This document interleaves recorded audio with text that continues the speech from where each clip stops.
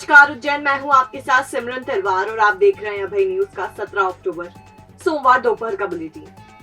चलिए देखते हैं शहर की अब तक की कुछ खास खबरें। इस बुलेटिन के प्रायोजक है इनोवेटिव एनर्जी सॉल्यूशंस।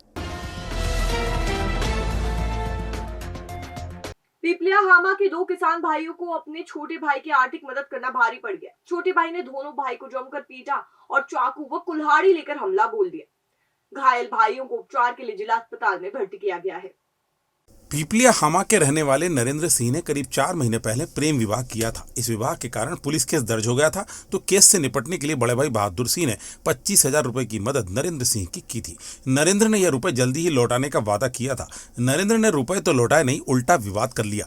दोनों भाइयों के विवाद से परिवार की प्रतिष्ठा खराब होने के डर से मंझले भाई बबलू ने मध्यस्थता की और नरेंद्र से तय करवा लिया कि सोयाबीन आने पर वह रुपए चुका देगा। रविवार की दोपहर बहादुर और बबलू रुपए लेने जब नरेंद्र के पास गए थे तो नरेंद्र इससे नाराज हो गया और उसने दोनों भाइयों पर हमला बोल दिया। लाठी और चाकू से किए गए वार से बहादुर और बबलू घायल हो गए। दोनों को उपचार के लिए जिला अस्पताल में भर्ती कराया गया है।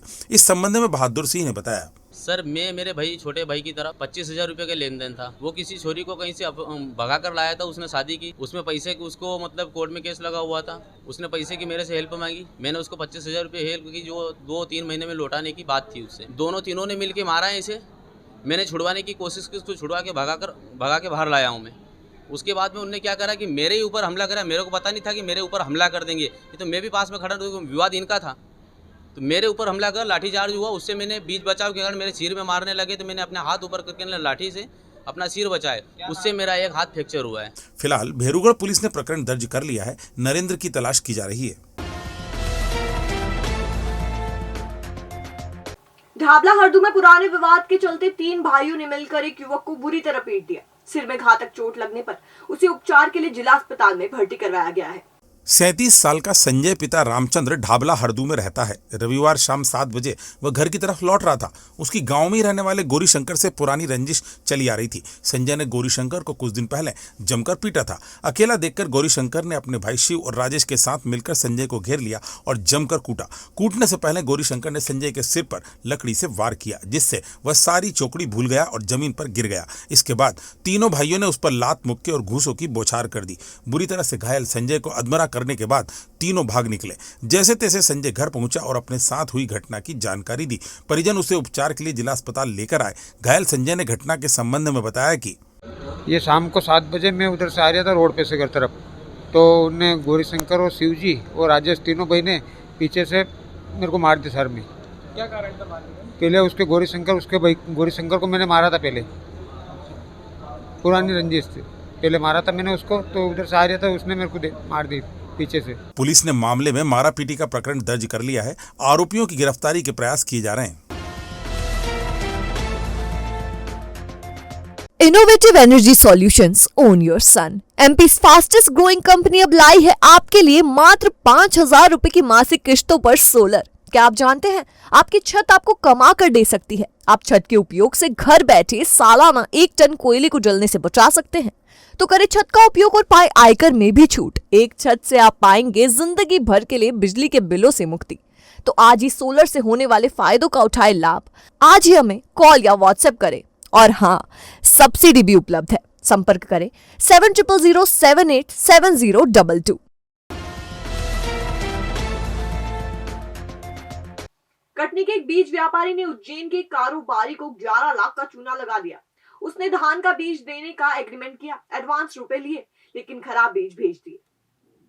पार्श्वनाथ सिटी के रहवासी जितेंद्र सिंह राजपूत बीज व्यापारी हैं और संजना सीड्स बायोटेक नामक फर्म के संचालक हैं। उन्होंने कटनी की गंगा कावेरी सीड्स कंपनी के संचालक श्याम सोहाने से धान का बीज खरीदने का एग्रीमेंट किया था। राजपूत ने सोहाने को 50 लाख रुपए का भुगतान भी किया। सोहाने ने बीज भेजे, लेकिन इनकी गुणवत्ता ठीक नहीं थी। इस वजह से राजपूत को 11 लाख रुपए का नुकसान उठाना पड़ा। इस बात की शिकायत राजपूत ने नागझीरी थाने में की, तो जांच के बाद पुलिस ने प्रकरण दर्ज कर लिया।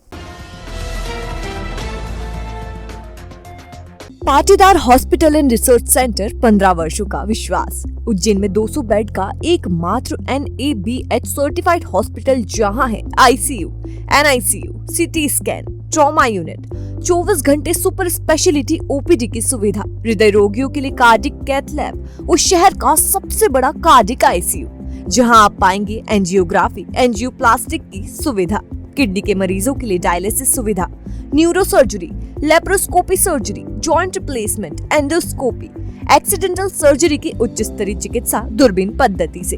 हमारा पता 12 शिपनक मार्ग, घास मंडी चौराहा, उज्जैन। संपर्क करें 073447710000 या फिर 40300003। महापौर मुकेश चटवाल ने सोमवार को कालिदास अकादमी परिसर में पंचायत लगाकर ठेला गुमटी धारकों से संवाद किया। पंजीयन के बाद ठेला गुमटी धारकों को प्रवेश दिया गया। पंचायत में पीएम स्वनिधि योजना की जानकारी दी गई, बैंकों के स्टॉल भी लगाए गए और उन्हें कर्ज उपलब्ध कराने पर जोर दिया गया। कालिदास अकादमी परिसर में पंचायत दोपहर 12 बजे शुरू हुई। करीब 1000 से ज्यादा लोगों ने पंचायत में शिरकत की।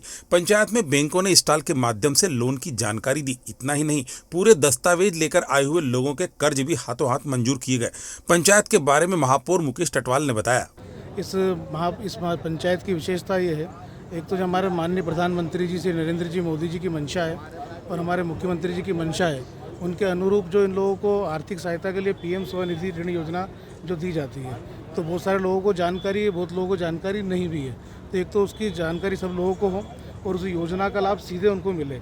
तो इस आज हम 200 हितग्राहियों को तो हम 10,000, 20,000, 50,000 का ऋण यहाँ पर वितरण करने वाले हैं सारे बैंकों के माध्यम से।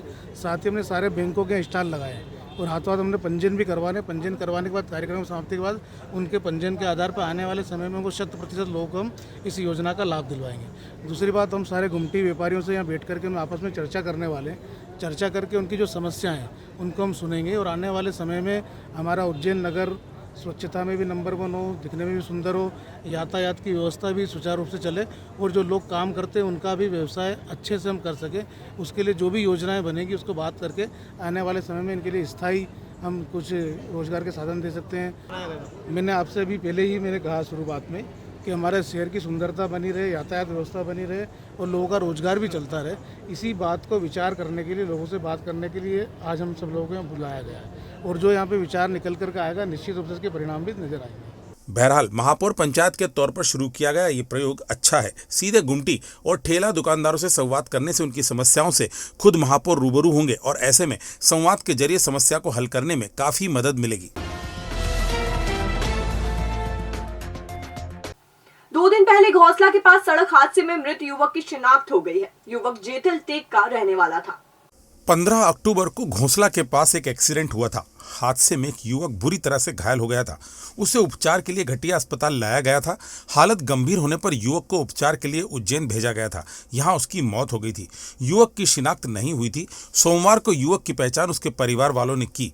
30 साल का प्रेमलाल चौधरी जेथल टेक का रहने वाला था। वह खेती किसानी करता था। उसके परिवार में माँ, पत्नी और 2 बच्चे हैं। हादसे के संबंध में रागवी थाने के आरक्षक शांतिलाल ने बताया, घटिया से उसको शायद वहाँ से डॉक्टर द्वारा रेफर करने पर सीएच उज्जैन लाए थे, जहाँ इसकी मृत्यु हो गई। इसका नाम पता, ये अज्ञात मृत्यु थी, जानकारी लग नहीं पाई थी। इसके परिजन कल आए और उन्होंने बताया इसका नाम प्रेमलाल, पिता का नाम रामेश्वर, जेथल टेक का रहने वाला है और इसके बाद इसका यहाँ पे अभी पीएम वगैरह होना है। फिलहाल पुलिस ने मर्ग कायम कर लिया है। हादसे की जांच की जा रही है और दुर्घटना करने वाले वाहन चालक की तलाश की जा रही है। कितने घर बर्बाद करे हैं इस नशे की आदत ने। इस आदत के जो आदी हैं वो खो चुके हैं अपनी पहचान। यदि आपके अपने भी नशे की लत से जूझ रहे हैं तो आप चिंता छोड़िए और कदम बढ़ाइए हमारी ओर। पहचान से जुड़कर अपनों को वापस दीजिए उनकी पहचान।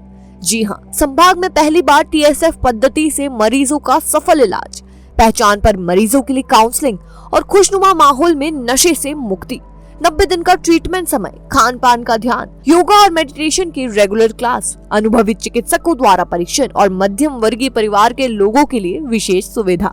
हमारा वादा, हम दिलाएंगे आपके अपनों को नशे से छुटकारा। अधिक जानकारी के लिए संपर्क करें 7999182119 या फिर 9479116788। हमारा पता C4 वेदनगर, इंदौर रोड, उज्जैन।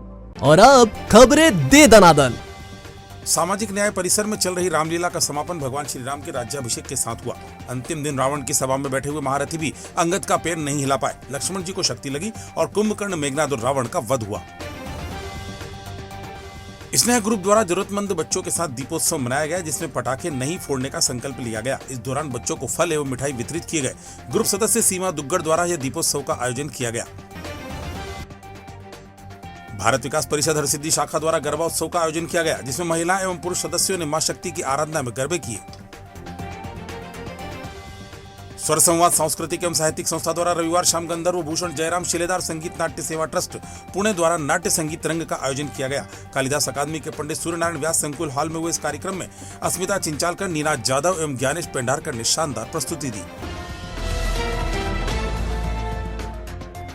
भविष्य की चिंता छोड़ो, पंडित गोविंद गुरु से नाता जोड़ो। ना कोई पैसा ना कोई फीस, बस लीजिए गुरु जी का आशीष। आज ही जाने अपनी हर समस्या का समाधान। संपर्क करें 9827030415 या 9302230415। हमारा पता 8 अलगदाम कॉलोनी, सावे रोड, उज्जैन।